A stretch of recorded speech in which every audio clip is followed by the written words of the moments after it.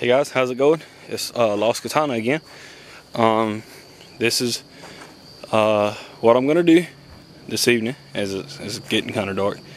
I'm shooting the exact same rifle that I shot the 360 with, the 270, and I'm shooting a target at about 85 yards, maybe 90 if you can see down there. But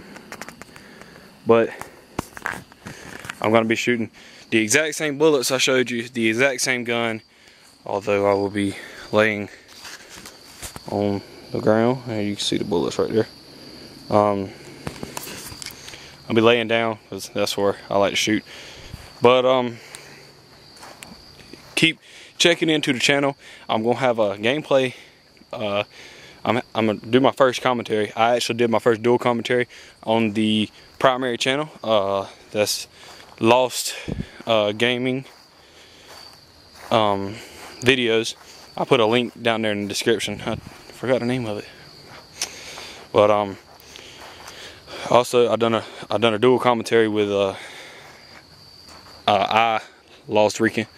I'll put a link in the description, so you can go subscribe to my partner. Without further ado, I'm gonna get this thing rolling. As I always do, I'm gonna give one little shot to warm it up.